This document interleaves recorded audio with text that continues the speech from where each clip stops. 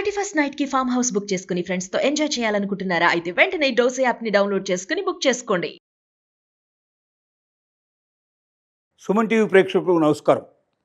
నేను మీ ఎనలిస్ట్ మందరి కృష్ణారెడ్డి. మీరు అద్దె ఇంట్లో ఉంటున్నారా? 10 నుంచి 12 సంవత్సరాల పాటు మీరు వరుసగా ఎప్పుడు మధ్యలో వెకేట్ చేయకుండా 12 సంవత్సరాల పాటు అదే ఇంట్లో కానీ, అదే గోడౌన్లో కానీ, అదే ప్రదేశంలో కానీ మీరు అద్దెకున్నట్లయితే చట్టానికి లోబడి కొంతమందికి యాజమాన్యపు హక్కులు వచ్చే అవకాశం ఉంది. ఇప్పటిదాకా మీరు టెనెంట్స్గా ఉన్నారు, మీరు యజమానులుగా మారే అవకాశాలు ఉన్నాయి. ఈ విషయం చాలామందిలో కొత్త ఉత్సాహాన్ని కలిగించవచ్చు.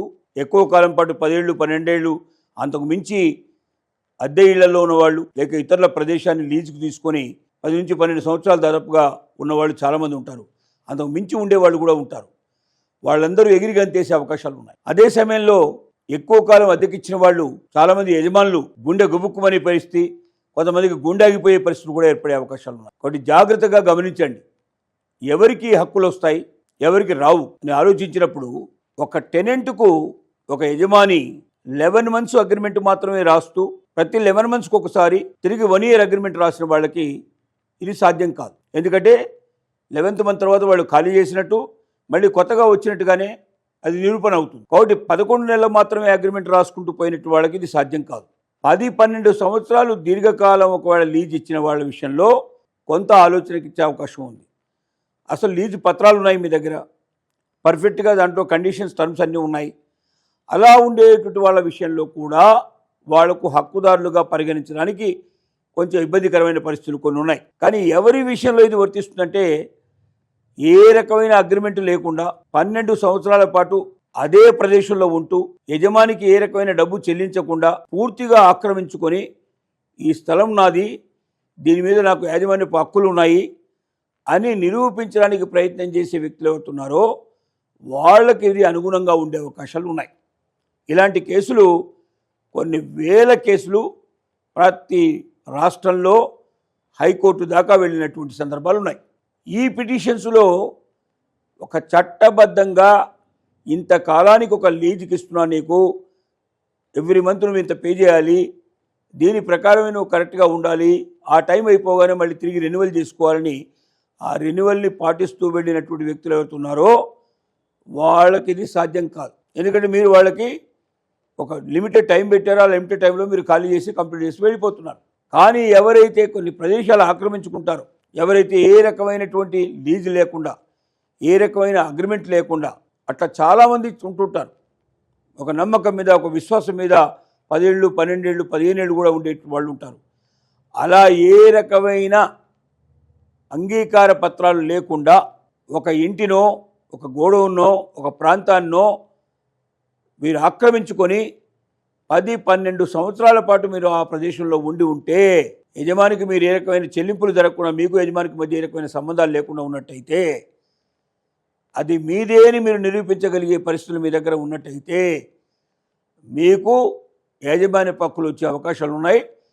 దీని మీద మీరు పోరాటం చేయొచ్చు, దీని మీద మీరు కోర్టులకు వెళ్ళవచ్చు, కోర్టులో మీరు పరిష్కారం తీసుకోవడానికి అవకాశం ఉంది. కోర్టు నుంచి మీరు ఖాళీ చేయాల్సిన అవసరం లేదు. మొట్టమొదటి మీకు అక్కడి నుంచి ఆ రకమైన ఆర్డర్ తెచ్చుకోవడానికి మీకు అవకాశం ఉంది. ఆ తర్వాత మీరు యాజమాన్యం కోసం కూడా మీరు పోరాటం చేయడానికి మీకు హక్కు ఉంది, అవకాశాలు ఉన్నాయి. కాబట్టి యజమానులందరూ ఏం చేయాలంటే 11 monthsకు మాత్రమే అగ్రిమెంట్ రాయాలి. లీజు 3 ఏళ్లకి 5 ఏళ్లకి 10 ఏళ్లకు 15 ఏళ్లకు లీజ్ అగ్రిమెంట్ రాయడం వల్ల మీరు భవిష్యత్తులో ప్రమాదంలో పడే పరిస్థితి ఉంది. ప్రతి 11 monthsకు ఒకసారి మళ్ళీ రివైజ్ చేయండి. 11 months అయిన తర్వాత మళ్ళీ కొత్త అగ్రిమెంట్ రాయండి.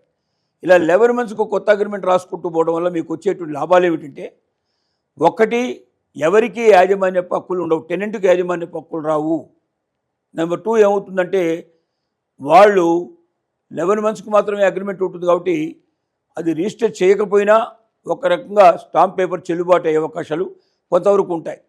లేకపోతే 11 months దాటినట్టయితే ఖచ్చితంగా రిజిస్ట్రేషన్ చేయాల్సిన అవసరం ఉంటుంది. అలా మీరు రిజిస్ట్రేషన్ చేసి ఇచ్చిన 10 ఏళ్ళు 12 ఏళ్లకు మించి ఒకే టెనెంటు ఒక యాజమాన్యం కింద వాళ్ళు రెంటుకున్నట్టయితే ఖచ్చితంగా వాళ్ళకు కూడా యాజమాన్య హక్కులు ప్రవర్తించే పరిస్థితులు భవిష్యత్తులో వచ్చే పరిణామాలు సంభవిస్తున్నాయి. కాబట్టి ప్రతి ఒక్క యజమాని, ల్యాండ్లార్డ్స్ ఎవరైతే ఉన్నారో, ఎవరైతే మరి రెంట్కి ఇస్తున్నటువంటి వాళ్ళు ఉన్నారో వాళ్ళు ఏ రకమైనటువంటి రెంటల్ అగ్రిమెంట్ రాసుకొని సిద్ధపడరు. ఎందుకంటే ఇది ఇన్కమ్ ట్యాక్స్ ఎందుకు వస్తుందేమో, వాళ్ళు ఇచ్చేటువంటి పేమెంటు వాళ్ళు క్యాషులు చేయకుండా చెక్కుల ద్వారానో లేకపోతే రకరకాల పేమెంట్ ఇచ్చినట్టయితే అది బయటపడినట్టయితే మేము ఇన్కమ్ ట్యాక్స్ ఎక్కువ కట్టాల్సి వస్తుందని భయపడుతుంటారు. అదే రకంగా మరి ఇన్కమ్ ట్యాక్స్ను ఇంతవరకు చెల్లించకుండా ఉండేటువంటి వాళ్ళు ఇలాంటి పనులు చేస్తుంటారు. మీరు ఇన్కమ్ ట్యాక్స్కు భయపడి ఏ రకమైన రెంటల్ అగ్రిమెంట్ రాసుకోకుండా 10 ఏళ్ళు 15 ఏళ్ళు ఎవరైనా మీ దగ్గర టెనెంట్ ఉన్నట్టయితే ఆ టెనెంట్ వెళ్ళి కోర్టును ఆశ్రయించి నేను 10 ఏళ్ళ నుంచి ఉంటున్నాను, ఇగో నాకున్నటువంటి ఆధారాలు ఇవి, 10 ఏళ్ళ నుంచి ఉన్నట్టుగా ఇగో కరెంటు బిల్లు కడుతున్నాను, టెలిఫోన్ బిల్లు కడుతున్నాను, లేక ఇంకోటి కడుతున్నాను, ఇక్కడ ఈ అడ్రస్లో నేను ఉన్నానని నిరూపించుకుంటూ వెళ్ళినట్టయితే మీకు ప్రమాదం సంభవించే అవకాశం ఉంది, మీ ఆస్తులు కూడా మీరు పోగొట్టుకునే అవకాశం ఉంది. కాబట్టి ప్రతి ఒక్కరూ అద్దెకిచ్చేవాళ్ళు 11 మాసాలకి అగ్రిమెంట్ రాసుకొని 11 నెలలు కాగానే తిరిగి కొత్త అగ్రిమెంట్ రాస్తూ ముందుకు వెళ్ళినట్టయితే మీకు మీ యొక్క ఏదైతే ఉందో మీ ఆస్తి మీకు మరి ఉండేది అవకాశం ఉంది. ఆస్తి మీకు ఉండిపోతుంది, నిర్భయంగా మీరు ఉండడానికి అవకాశం ఉంటుంది. లేకపోతే మీ ఆస్తిని టెనెంట్కు కట్టబెట్టగలిగే ప్రమాదకరమైన గడియలు వచ్చాయని మీకు హింట్ ఇస్తున్నాం.